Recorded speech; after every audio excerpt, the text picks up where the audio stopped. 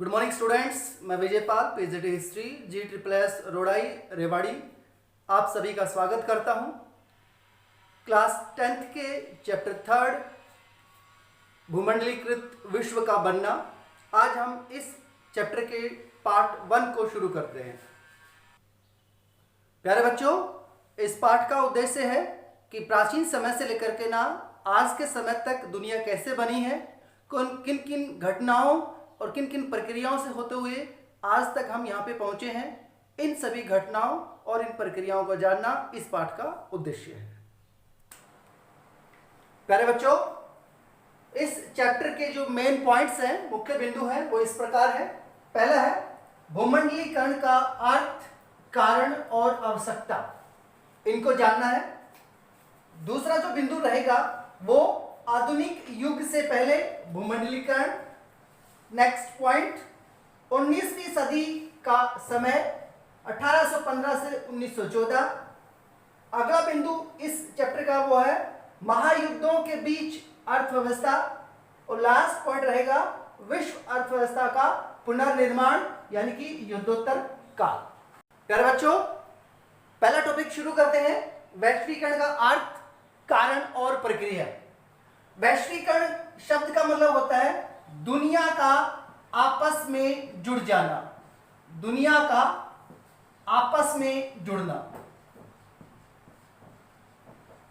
यानी कि दुनिया के जितने भी देश हैं वो आपस में एक दूसरे से कनेक्ट हो जाएं, चाहे वो विभिन्न कारणों से ही क्यों न हो। यह प्रक्रिया प्राचीन समय से और वर्तमान समय तक निरंतर चलती रही है। इसके अनेक कारण हमें देखने को मिलते हैं। सामान्य कारण यह हो सकता है कि नॉर्मली लोग रोजगार की तलाश में एक जगह से दूसरी जगह चले जाते हैं, यानी कि काम के लिए या काम के अवसर के लिए। कई बार कुछ लोग दूसरे स्थान की यात्राएं करते हैं, कई बार किसी बीमारी से बचने के लिए या उस बीमारी के इलाज के लिए दूसरी जगह जाते हैं। कई बार कुछ लोग वैसे ही प्रकृति को देखने के लिए, यानी कि बहुत से कारण हो सकते हैं जिनकी वजह से लोग एक जगह से दूसरी जगह तक जाते हैं और आपस में कनेक्ट होते हैं। ये जो प्रक्रिया है प्राचीन काल से और वर्तमान काल तक अलग अलग तरीकों से, अलग अलग प्राचीन से वर्तमान समय तक अलग अलग कारणों से और अलग अलग तरीकों से हमें देखने को मिलती है। एक एक करके हम इन अलग अलग कारणों को देखने का प्रयास करते हैं। प्यारे बच्चों, आधुनिक युग से पहले भूमंडलीकरण, इस पॉइंट में हमें यह देखना है कि आज जैसी दुनिया हमारे सामने है, इस तरह की दुनिया को बनने में कौन कौन से मेन कारक या घटनाओं का मुख्य रोल रहा है या मुख्य भूमिका रही है। इस तरह का एक पॉइंट हम जो देखते हैं वो है रेशम मार्ग। रेशम मार्ग या सिल्क रूट।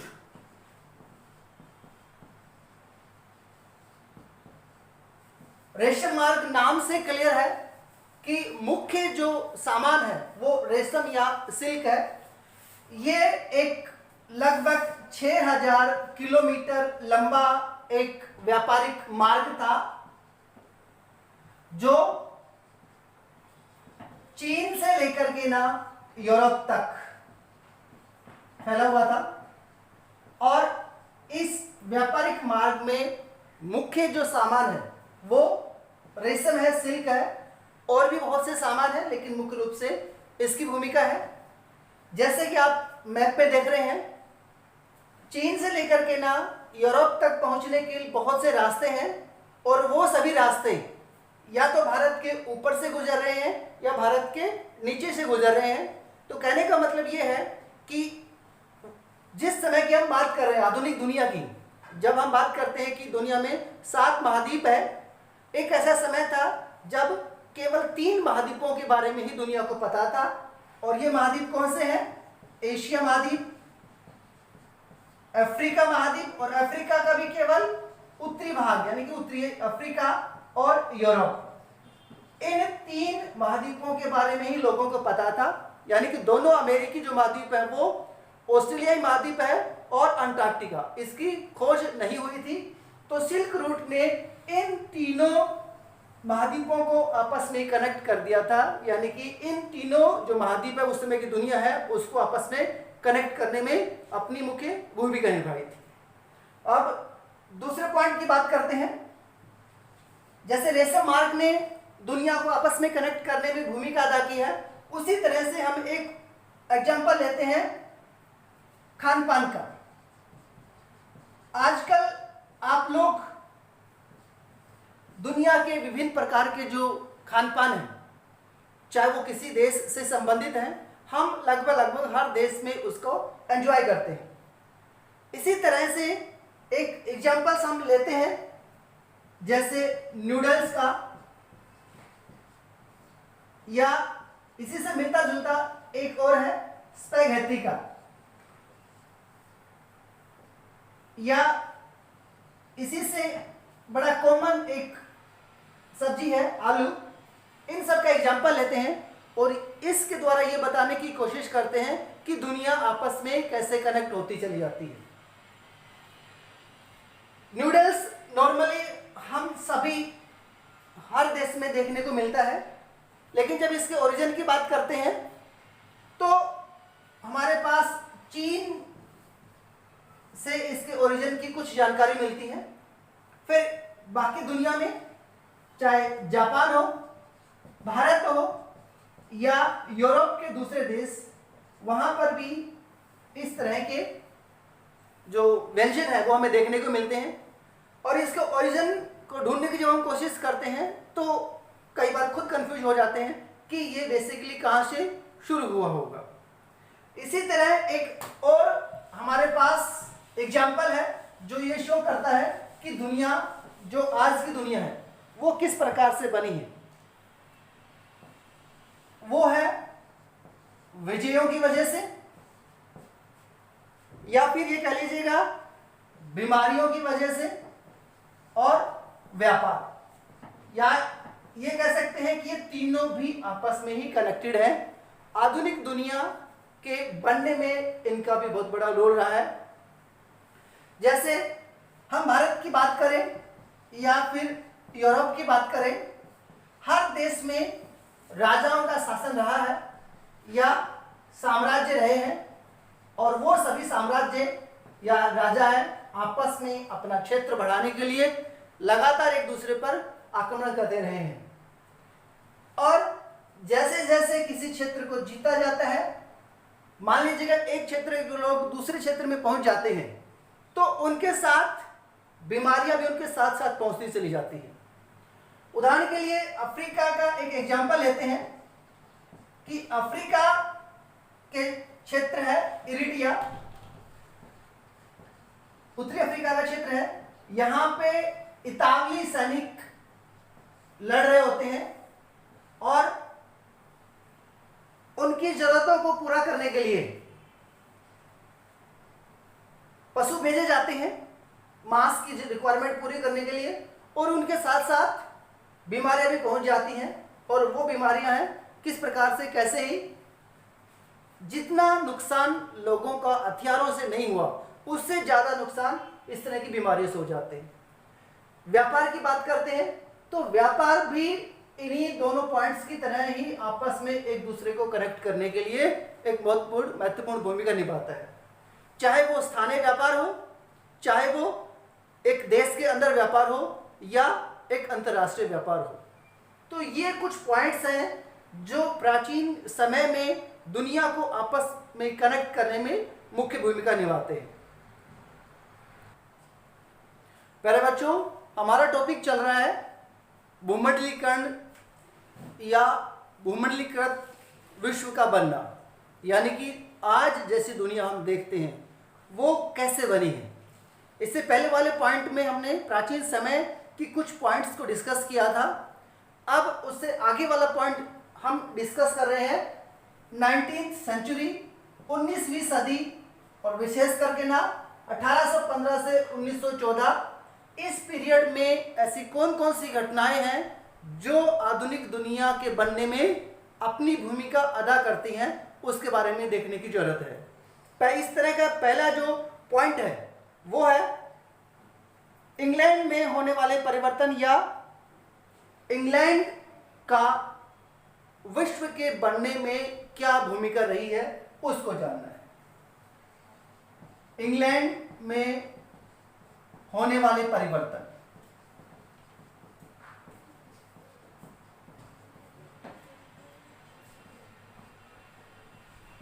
जैसे कि आप मैप में देखेंगे, ये इंग्लैंड का मैप है और आप लोग जानते हैं कि इंग्लैंड पहला देश है जहां सबसे पहले औद्योगिक क्रांति होती है, यानी कि इंडस्ट्रियल रेवोल्यूशन होती है। औद्योगिक क्रांति का मतलब यह है कि यहाँ पर ज़्यादा से ज़्यादा उद्योग लगाए गए हैं, मशीनों का इस्तेमाल किया गया है और ज़्यादा से ज़्यादा मात्रा में कच्चा माल तैयार करके ना उसको दुनिया में बेचा गया। औद्योगिक क्रांति का मतलब होता है ज़्यादा से ज़्यादा उद्योगों का लगना, कच्चा माल तैयार करना और उस कच्चे माल को बाजार में बेच देना। क्योंकि आप लोग जानते हैं कि भारत पर और दुनिया के अलग अलग क्षेत्रों में इंग्लैंड और यूरोप के देशों का कंट्रोल रहा है। उन्होंने जिस देश पर अधिकार किया उसको अपने लिए कच्चे माल का एक स्रोत बना दिया और तैयार माल के लिए उसको बाजार के रूप में इस्तेमाल किया। जैसे भारत में बात करते हैं कि 18वीं सदी तक भारत की चीज़ों का, विशेष करके कपड़ों का, यूरोप में बहुत ज़्यादा मांग रहती है। लेकिन चूंकि हम भारत जो ब्रिटेन का गुलाम हो चुका था और हमारी अपनी सरकार नहीं थी, इसलिए भारत की स्थिति बदल गई और भारत कच्चे माल का निर्यात करने लग गया और तैयार माल का आयात करने लगा। और इंग्लैंड एक प्रकार से पूरी दुनिया के लिए तैयार माल करने वाला एक केंद्र बन गया या पूरी दुनिया का एक प्रकार से प्रोडक्शन हाउस बन गया। और इस प्रकार से इंग्लैंड ने पूरी दुनिया को आपस में कनेक्ट करने में, चाहे वो पॉजिटिव हो नेगेटिव हो, अपनी एक मुख्य भूमिका निभाई है। इसी तरह दूसरा पॉइंट हम देखने की कोशिश करते हैं। 19वीं सदी में जो दूसरा पॉइंट है जिसने दुनिया को आपस में जोड़ा, कनेक्ट किया, वो है तकनीक यानी टेक्नोलॉजी। इस तकनीक की क्या भूमिका है उसको हम एक एग्जांपल से देखने की कोशिश करते हैं।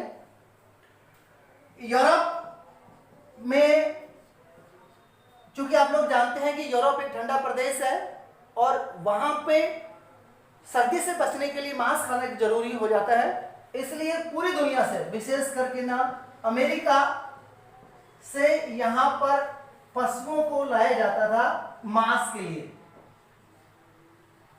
क्यों? क्योंकि 1890 तक या इससे पहले तक पशुओं को ही सीधे तौर पे यूरोप लाया जाता, लाने के बाद उसको काटा जाता और फिर उसका मांस तैयार किया जाता था। इस प्रोसेस में कमी ये हो जाती थी कि रास्ते में आधे पशु है वो मर जाते थे या बीमार हो जाते थे। लेकिन 1890 के बाद जो जहाज पशु लाते थे उनमें रेफ्रिजरेशन का व्यवस्था हो गई या उसकी रेफ्रिजरेशन का आविष्कार होने के बाद अब पशुओं को लाने की जरूरत नहीं रही।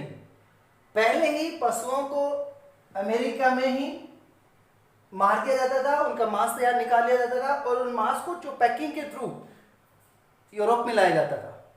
इसका फायदा यह हुआ कि अब पशु चूंकि बहुत ज़्यादा स्पेस कवर करते थे, जबकि पैकिंग है वो बहुत कम जगह कवर करती थी, इसलिए ज़्यादा अमाउंट में सामान लाया जाने लगा और इस वजह से जो खर्च है वो कम हो गया। यानी कि यूरोप में जब मांस पहुंच रहा है वो काफ़ी सस्ता हो गया है और सस्ता होने की वजह से आम लोग हैं वो उसका इस्तेमाल कर सकते हैं। यानी कि तकनीक ने ये दिखाने की कोशिश की है कि कैसे दुनिया आपस में कनेक्ट होती हुई चली जाती है। तीसरा पॉइंट जो क्षेत्र में या फिर 19वीं सदी में जो हमें देखने को मिलता है, जो दुनिया को आपस में कनेक्ट करने में मुख्य रोल निभाता है, वो है 19वीं सदी के आखिर में उपनिवेशवाद। 19वीं सदी के आखिर में उपनिवेशवाद। उपनिवेशवाद का मतलब होता है कि एक कोई ताकतवर देश किसी कमजोर देश पर अपना अधिकार कर लेता है और उसके संसाधनों का अपने लिए इस्तेमाल करता है, तो वो उपनिवेशवादी प्रक्रिया कहलाती है। उदाहरण के लिए भारत है, भारत पर इंग्लैंड ने अपना अधिकार कर लिया और भारत के जो साधन हैं या रिसोर्सेज हैं, संसाधन हैं, उनका अपने लिए इस्तेमाल किया, तो भारत एक प्रकार से उपनिवेश बन गया इंग्लैंड का। ये प्रक्रिया केवल भारत और इंग्लैंड तक ही सीमित नहीं रही है। यूरोप के बहुत से देश इंग्लैंड के अलावा, जैसे फ्रांस, बाद में जर्मनी भी, इटली, स्पेन, पुर्तगाल, इन बहुत से देशों ने एशिया, अफ्रीका, अमेरिका, यानी कि दोनों जो अमेरिका है, उत्तरी और दक्षिणी, इन सभी क्षेत्रों पर अपने उपनिवेश बनाए और यहां के संसाधनों का अपने लिए इस्तेमाल किया। हालांकि इन देशों ने इन सभी देशों का शोषण ही किया, लेकिन चाहे वो नेगेटिव हो चाहे वो पॉजिटिव हो, किसी भी तरीके से हो, दुनिया आपस में कनेक्ट होती हुई जा रही है। ये तो हमारा था थर्ड पॉइंट, जो 19वीं सेंचुरी में मुख्य रूप से अपनी भूमिका निभा रहे हैं दुनिया के एक होने में। अगला पॉइंट है, प्यारे बच्चों, हम बात कर रहे हैं उन बिंदुओं की, उन पॉइंट्स की जिसने 19वीं सदी में दुनिया को आपस में एक होने में या एक करने में मुख्य भूमिका निभाई है। इसी कड़ी में चौथा पॉइंट है रिंडरपेस्ट या मवेशी प्लेग। प्लेग एक ऐसी प्रकार की बीमारी होती है जो एक व्यक्ति या पशु से जब अगर शुरू हो जाती है तो वो आग की तरह फैलती चली जाती है और गांव के गांव खाली कर देते हैं, या पशु सारे गांव के गांव जितने भी पशु हैं सब मरते चले जाते हैं।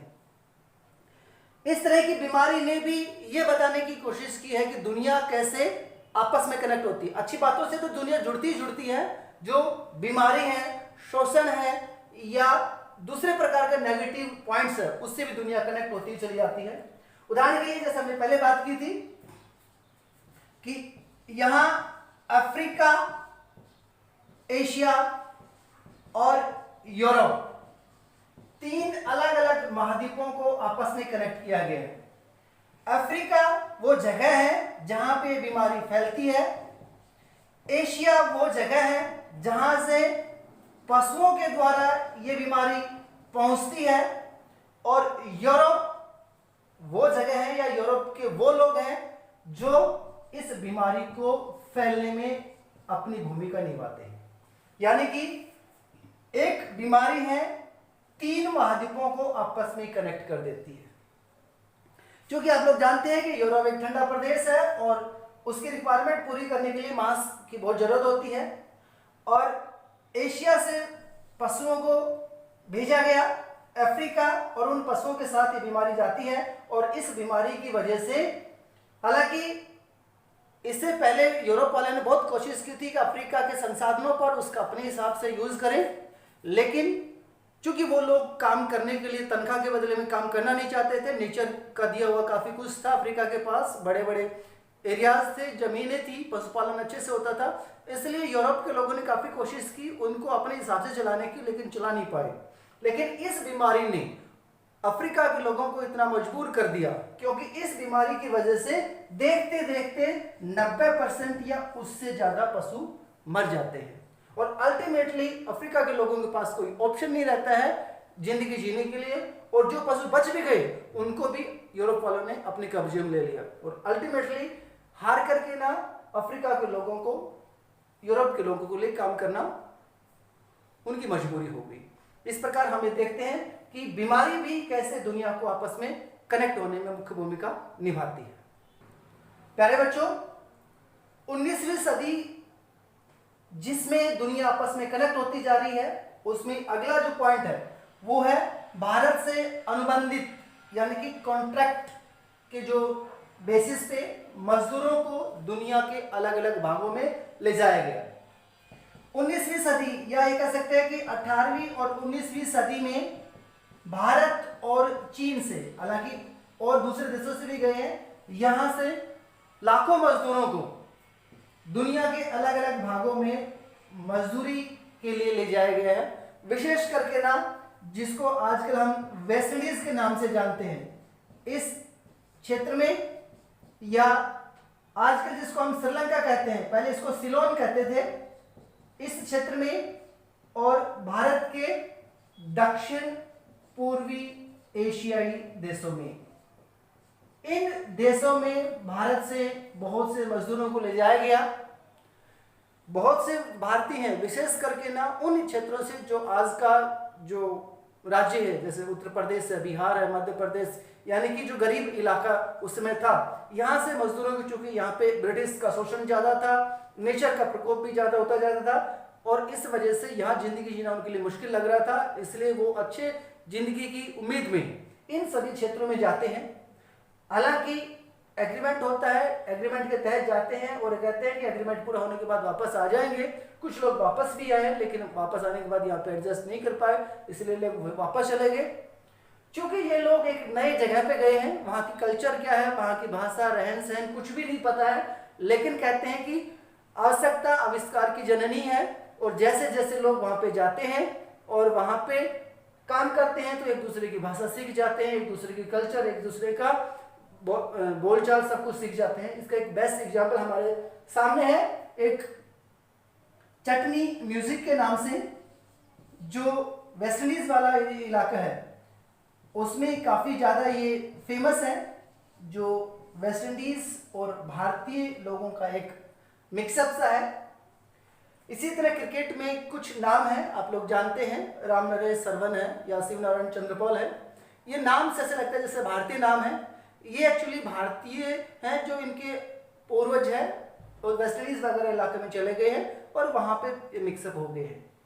तो ये एक प्रकार का एग्जाम्पल है। जिस मैप में आप देखते हैं कि भारत से कैसे एक साइड में ये साउथ ईस्ट एशिया कंट्रीज में जा रहे हैं, कैसे दक्षिण में जा रहे हैं, कैसे ये पूर्वी क्षेत्रों में जा रहे हैं, और ये दिखाने की कोशिश करते हैं कि कैसे लोगों की जो जरूरत है, चाहे वो भूख की जरूरत है, चाहे वो काम की जरूरत है, लोगों को आपस में कनेक्ट करने में मुख्य भूमिका निभाती है। अब बात करते हैं भारत में विदेश में भारतीय उद्यमी। ये अगला पॉइंट है जो 19वीं सदी में दुनिया को कनेक्ट करने में मुख्य भूमिका निभाता है।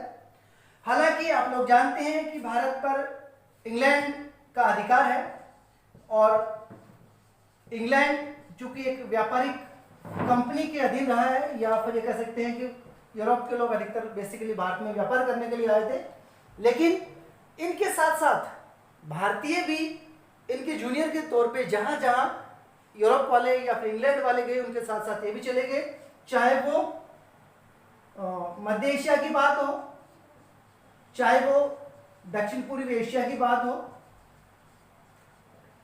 या फिर अफ्रीका की बात हो। जिन इलाकों में यूरोप के लोग गए, उनके साथ साथ भारतीय भी पहुंच गए। विशेष करके अगर बात करते हैं दक्षिण के, चाहे वो चेट्टियार है या राजस्थान के मारवाड़ी हैं, या फिर आज का जो पाकिस्तान है उसके रहने वाले सिंधी लोग हैं, ये लोग विभिन्न क्षेत्रों में गए, और चूंकि व्यापार इनकी जरूरत थी, और इस जरूरत की वजह से इन सभी क्षेत्रों में भारतीय लोग फैल जाते हैं और एक प्रकार से दुनिया को आपस में कनेक्ट करने में अपना रोल अदा करते हैं। कहते हैं 1860 के बाद तो दुनिया के जितने भी बड़े बड़े बंदरगाह हैं, यहाँ पर इन्होंने अपने बड़े बड़े एम्पोरियम खोल लिए गए। एम्पोरियम का मतलब जहां विभिन्न प्रकार का सामान रखा जाता है और एक प्रकार से ये अपने बिजनेस को एक्सपेंड करते हुए चले जाते हैं। और लास्ट में हम बात कर रहे हैं कि भारतीय व्यापार, उपनिवेशवाद और वैश्विक अर्थव्यवस्था के कनेक्ट होने के बारे में।